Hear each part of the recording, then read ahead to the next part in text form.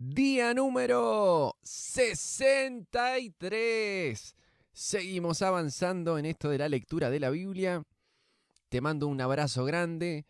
Espero que te encuentres bien y si no es así, vamos a orar, vamos a pedirle a Dios que bendiga tu vida y vamos a pedirle a Dios que te ayude en este día o en el descanso, no sé en qué momento te agarre, pero que puedas descansar en los brazos de Jesús. Vamos a orar. Padre, te pido que le bendigas, te pido que le ayudes. Jesús, fijamos nuestros ojos en ti, en el Dios de lo imposible, en el Todopoderoso. Y queremos confiar en que tú cuidas de nosotros, en que tú eres bueno, en que tú nos amas, en que tú nos darás nuevas fuerzas, en que tú nos darás la salida, en que tú pondrás tu mano a nuestro favor y podremos salir adelante, sea cual sea la situación. Bendigo, Señor, en tu nombre, Jesús. Bendigo y pido tu fortaleza para el cuerpo, para el alma, para el espíritu, en el nombre de Jesús. Y háblanos, Señor, háblanos ahora a través de tu palabra. Espíritu de Dios, ayúdame a leer la Biblia y ayúdanos, Señor, a poder entender lo que tú nos quieres transmitir a través de tu palabra, Señor. Abrimos nuestro corazón. Decile ahí al Señor, yo abro mi corazón, yo quiero escuchar tu voz, quiero escucharla a través de tu palabra. Lo pedimos, Padre, en el nombre poderoso de Jesús. Amén. Vamos a leer 3 capítulos en este día, Números capítulo 5, capítulo 6 y Lucas capítulo 19. Arrancamos con Números capítulo 5 que dice así. El Señor dio las siguientes instrucciones a Moisés. Ordena al pueblo de Israel que saque del campamento a toda persona que tenga una enfermedad de la piel o un flujo o a quien haya quedado ceremonialmente impuro por tocar un cadáver. Esta orden debe aplicarse de la misma manera a hombres y a mujeres. Sácalos para que no contaminen el campamento donde yo habito en medio de ellos. Entonces los israelitas hicieron lo que el Señor le había ordenado a Moisés y sacaron a tales personas del campamento. Así que el Señor le dijo a Moisés, da al pueblo de Israel las siguientes instrucciones. Si alguien del pueblo, sea hombre o mujer, traiciona al Señor al hacerle mal a otra persona, esta persona es culpable. Deberá confesar su pecado, restituir completamente el daño hecho, más un 20% adicional y darlo a la persona que perjudicó. Pero si la persona perjudicada está muerta y no hay ningún pariente cercano a quien pagarle el daño, el pago le pertenece al Señor y deberá dárselo al sacerdote.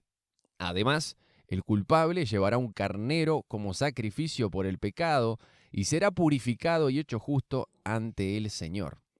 Todas las ofrendas sagradas que los israelitas lleven a un sacerdote le pertenecen a él.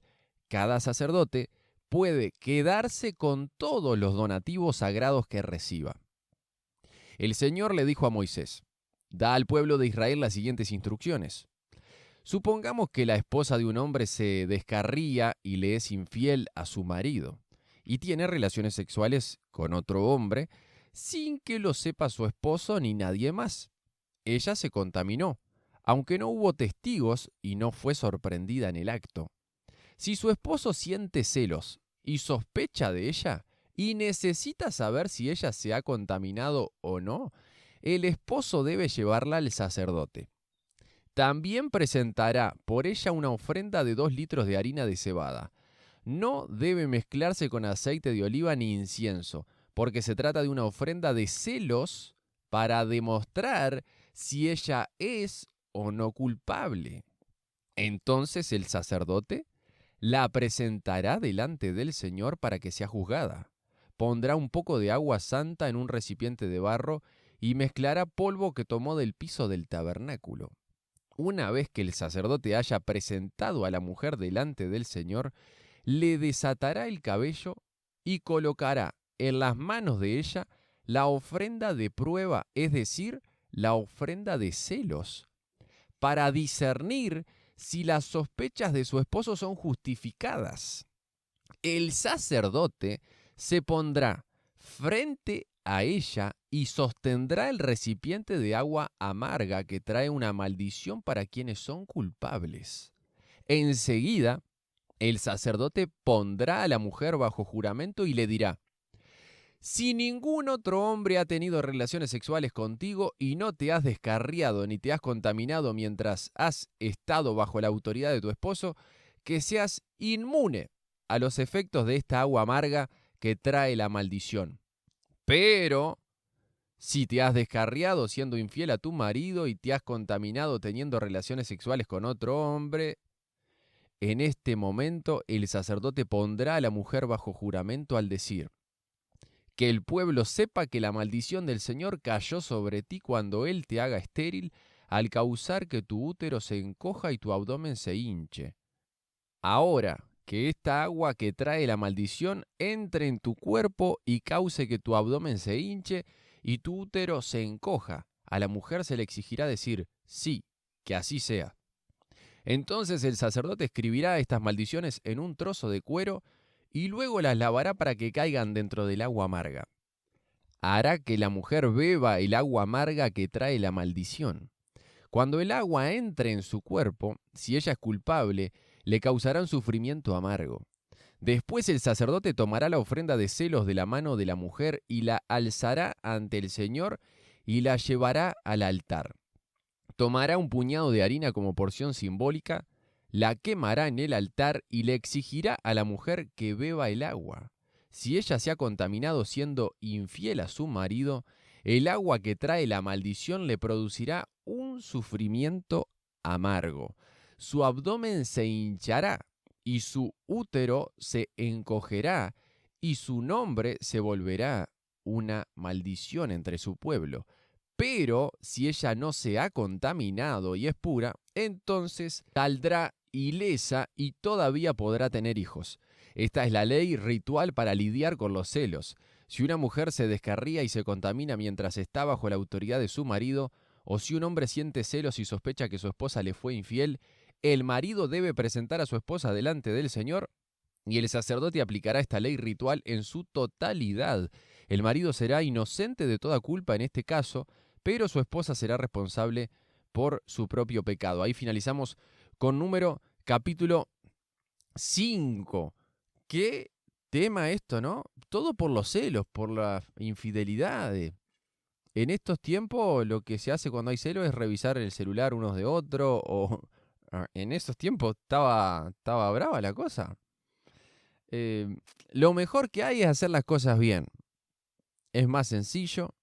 Se necesita el poder de Dios para hacer las cosas bien, para ser fiel, para no andar en engaños. Pero qué feo estar en una relación en la que estás con sospecha de si te están engañando, si no te están engañando, de si... Qué feo todo esto, ¿no? No era el plan de Dios, no es el diseño de Dios para una vida de un matrimonio feliz.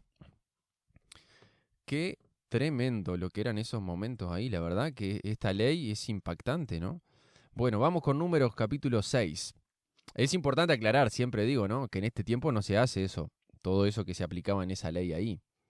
De hecho, a Jesús le tiran una mujer que la encontraron en el mismo acto del adulterio y Jesús no permitió que los judíos la apedrearan, sino que dijo la hermosa frase: el que esté libre de pecado que tire la primera piedra. Y eso es maravilloso, recordar la gracia de Dios, recordar que no importa la metida de pata que hayas hecho, si fuiste infiel, si lo que sea que hiciste, Jesús te ama, no te quiere arrojar una piedra, sino que te quiere levantar del piso, levantar tu cabeza, perdonar tus pecados, abrazarte, sanarte, limpiarte. Es maravilloso la gracia de Dios. ¿Cuántas veces me ha levantado a mí del piso? De cuántas veces yo caí mirando pornografía y el Señor me levantó con su gracia y con su amor y no me condenó. Vamos para Números capítulo 6. Entonces el Señor le dijo a Moisés: da al pueblo de Israel las siguientes instrucciones.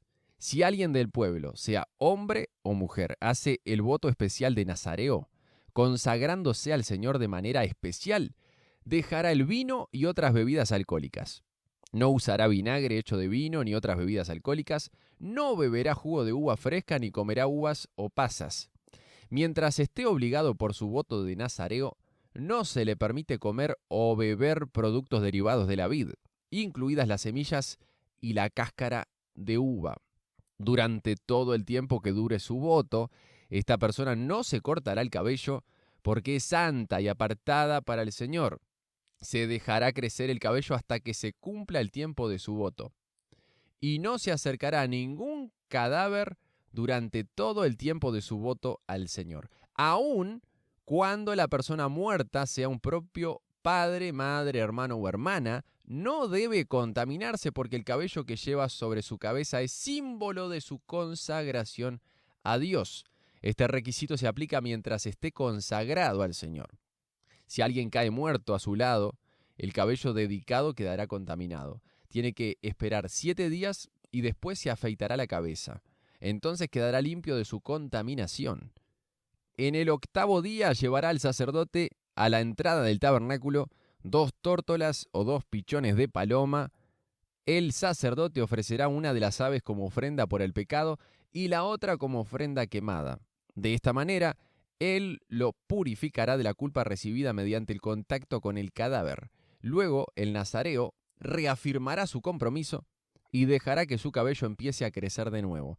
Los días cumplidos de su voto, anteriores a la contaminación, no se tomarán en cuenta. Deberá dedicarse nuevamente al Señor como nazareo por todo el tiempo de su promesa y deberá presentar un cordero de 1 año como ofrenda por la culpa. Esta es la ley ritual para el nazareo. Al terminar el tiempo de consagración deberá ir a la entrada del tabernáculo y ofrecer sus sacrificios al Señor. Un cordero de 1 año sin defecto como ofrenda quemada, una cordera de 1 año sin defecto como ofrenda por el pecado, un carnero sin defecto como ofrenda de paz, una cesta de pan preparado sin levadura, panes de harina selecta mezclados con aceite de oliva y obleas untadas con aceite de oliva, junto con las ofrendas obligatorias de grano y de líquido. El sacerdote presentará estas ofrendas ante el Señor, primero la ofrenda por el pecado y la ofrenda quemada, enseguida el carnero como ofrenda de paz, junto con la cesta de pan preparado sin levadura. El sacerdote también presentará al Señor las ofrendas obligatorias de grano y de líquido. Después, el nazareo se afeitará la cabeza en la entrada del tabernáculo, tomará el cabello que dedicó y lo pondrá en el fuego, debajo del sacrificio de la ofrenda de paz. Después de que el nazareo se afeite la cabeza, el sacerdote tomará una espaldilla hervida del carnero, también tomará de la cesta de pan y una oblea preparados sin levadura y los pondrá en las manos del nazareo. Entonces el sacerdote los levantará ante el Señor como ofrenda especial. Estas son las porciones santas para el sacerdote, junto con el pecho de la ofrenda especial y el muslo de la ofrenda sagrada que se levanta ante el Señor. Después de esta ceremonia, el nazareo podrá volver a beber vino. Esta es la ley ritual de los nazareos que juran llevar estas ofrendas al Señor. Si está a su alcance, también pueden llevar ofrendas adicionales. Deben asegurarse de cumplir con todo lo que juraron cuando se apartaron como nazareos. Vamos a hacer un pequeño paréntesis acá. Esto del voto del nazareo, vamos a más adelante, cuando lleguemos al libro de Jueces, encontrarnos con una persona muy conocida, muy famoso, tal vez has escuchado de él, Sansón, que era un hombre que debía cumplir, no lo cumplió, lo vamos a ver después en muchas cosas, el voto del nazareo, que era no beber alcohol, no beber vino, no cortarse el cabello. El más conocido de la Biblia con ese voto es Sansón, que lo vamos a ver cuando lleguemos al libro de Jueces. Vamos al versículo 27, que es la bendición sacerdotal. Preciosa la bendición. Escuchá, versículo 22 dice así: Entonces el Señor le dijo a Moisés: diles a Aarón y a sus hijos que bendigan al pueblo de Israel con la siguiente bendición especial. Que el Señor te bendiga y te proteja. Que el Señor sonría sobre ti y sea compasivo contigo. Que el Señor te muestre su favor y te dé su paz. Cada vez que Aarón y sus hijos bendigan al pueblo de Israel en mi nombre, yo los bendeciré. Ahí finalizamos este capítulo del libro de Números y nos vamos a Lucas capítulo 19, que dice así: Jesús entró en Jericó y comenzó a pasar por la ciudad. Había allí un hombre llamado Zaqueo. Era jefe de los cobradores de impuestos de la región y se había hecho muy rico. Zaqueo trató de mirar a Jesús, pero era de poca estatura y no podía ver por encima de la multitud. Así que se adelantó corriendo y se subió a una higuera sicómoro que estaba junto al camino, porque Jesús iba a pasar por allí. Cuando Jesús pasó, miró a Zaqueo y lo llamó por su nombre. ¡Zaqueo!, le dijo, ¡baja enseguida! Debo hospedarme hoy en tu casa. Zaqueo bajó rápidamente y lleno de entusiasmo y alegría, llevó a Jesús a su casa. Pero la gente estaba disgustada y murmuraba. Fue a hospedarse en la casa de un pecador de mala fama. Mientras tanto, Zaqueo se puso de pie delante del Señor y dijo, Señor, daré la mitad de mi riqueza a los pobres, y si estafé a alguien con sus impuestos, le devolveré 4 veces más. Jesús respondió, la salvación ha venido hoy a esta casa, porque este hombre ha demostrado ser un verdadero hijo de Abraham. Pues el Hijo del Hombre vino a buscar y a salvar a los que están perdidos. La multitud escuchaba todo lo que Jesús decía y como ya se acercaba a Jerusalén, les contó una historia para corregir la idea de que el reino de Dios comenzaría de inmediato. Les dijo, un hombre de la nobleza fue llamado a un país lejano para ser coronado rey y luego regresar. Antes de partir, reunió a 10 de sus siervos y dividió entre ellos 5 kilos de plata diciéndoles, inviertan esto por mí mientras estoy de viaje. Pero sus súbditos lo odiaban y enviaron una delegación tras él a decir, no queremos que él sea nuestro rey. Después de que lo coronaron rey, volvió y llamó a los siervos a quienes les había dado el dinero. Quería saber qué ganancias habían tenido. El primer siervo informó, amo, invertí su dinero y multipliqué 10 veces el monto inicial. Bien hecho, exclamó el rey. Eres un buen siervo, has sido fiel con lo poco que te confié, así que como recompensa serás gobernador de 10 ciudades. El siguiente siervo informó, amo, invertí su dinero y multipliqué 5 veces el monto original. Bien hecho, exclamó el rey. Serás gobernador de 5 ciudades. Pero el tercer siervo trajo solo la suma original y dijo, amo, escondí su dinero para protegerlo. Tenía miedo, porque usted es un hombre muy difícil de tratar, que toma lo que no es suyo y cosecha lo que no sembró. Siervo perverso, dijo el rey a gritos. Tus propias palabras te condenan. Si sabías que era un hombre duro, que tomo lo que no es mío y cosecho lo que no sembré, ¿por qué no depositaste mi dinero en el banco? Al menos hubiera podido obtener algún interés de él. Luego, dirigiéndose a los otros que estaban cerca, el rey ordenó, quiten el dinero a este siervo y dénselo al que tiene 5 kilos. Pero amo, le dijeron, él ya tiene 5 kilos. Sí, respondió el rey, y a los que usan bien lo que se les da, se les dará aún más. Pero a los que no hacen nada, se les quitará aún lo poco que tienen. En cuanto a esos enemigos míos, que no querían que yo fuera su rey, tráiganlos y ejecútenlos aquí mismo, en mi presencia. Después de contar esa historia, Jesús siguió rumbo a Jerusalén, caminando delante de sus discípulos. Al llegar a las ciudades de Betfagé y Betania, en el monte de los Olivos, mandó a 2 discípulos que se adelantaran. Vayan a la aldea que está allí, les dijo. Al entrar, verán un burrito atado que nadie ha montado jamás. Desátenlo y tráiganlo aquí. Si alguien les pregunta, ¿por qué desatan al burrito? Simplemente digan, el Señor lo necesita. Así que ellos fueron y encontraron el burrito tal como lo había dicho Jesús. Y, efectivamente, mientras lo desataban los dueños, les preguntaron, ¿por qué desatan ese burrito? Y los discípulos simplemente contestaron, el Señor lo necesita. Entonces le llevaron el burrito a Jesús y pusieron sus prendas encima para que él lo montara. A medida que Jesús avanzaba, la multitud tendía sus prendas sobre el camino delante de él.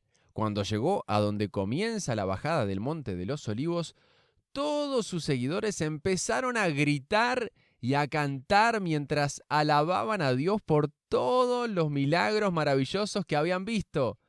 ¡Bendiciones al Rey que viene en el nombre del Señor! ¡Paz en el cielo y gloria en el cielo más alto! Algunos de los fariseos que estaban entre la multitud decían: Maestro, reprende a tus seguidores por decir cosas como esas. Jesús les respondió: si ellos se callaran, las piedras a lo largo del camino se pondrían a clamar. Al acercarse a Jerusalén, Jesús vio la ciudad delante de él y comenzó a llorar, diciendo: ¿cómo quisiera que hoy tú, entre todos los pueblos, entendieras el camino de la paz? Pero ahora es demasiado tarde y la paz está oculta a tus ojos. No pasará mucho tiempo antes de que tus enemigos construyan murallas que te rodeen y te encierren por todos lados. Te aplastarán contra el suelo y a tus hijos contigo. Tus enemigos no dejarán una sola piedra en su lugar, porque no reconociste cuando Dios te visitó. Luego Jesús entró en el templo y comenzó a echar a los que vendían animales para los sacrificios. Les dijo: las Escrituras declaran: mi templo será una casa de oración, pero ustedes lo han convertido en una cueva de ladrones. Después de eso, enseñó todos los días en el templo. Pero los principales sacerdotes y los maestros de la ley religiosa, junto con los otros líderes del pueblo, comenzaron a planificar cómo matarlo, pero no se les ocurría nada, porque el pueblo prestaba mucha atención a cada palabra que él decía. Ahí finalizamos Lucas capítulo 19. Qué hermoso pasaje. Quiero terminar resaltando el versículo 44, cuando Jesús decía: te aplastarán contra el suelo y a tus hijos contigo, hablando de Jerusalén. Tus enemigos no dejarán una sola piedra en su lugar, porque no reconociste cuando Dios te visitó. Qué triste, ¿no? Qué triste no reconocer cuando Dios estaba visitando ese lugar, cuando Dios estaba queriendo obrar en favor del pueblo, en favor de la ciudad. Que eso no pase con nuestras vidas, que podamos aprovechar, es como este momento, poder escuchar la palabra de Dios, poder tomar este día, pensar en las cosas de Dios, pensar en las cosas eternas, hablar con Él, hablar con Dios, orar, rendirle tu vida, rendirte a sus planes. Es maravilloso aprovechar eso y aprovechar cuando el Señor tiene ese, como con Jerusalén, cuando el Señor te quiere visitar, cuando el Señor quiere hacer algo en tu vida. Muy bien, nos reencontraremos mañana para seguir aprendiendo más de la palabra de Dios. ¿Qué te parece? A no aflojar, vamos arriba. Abrazo grande, que Dios te bendiga.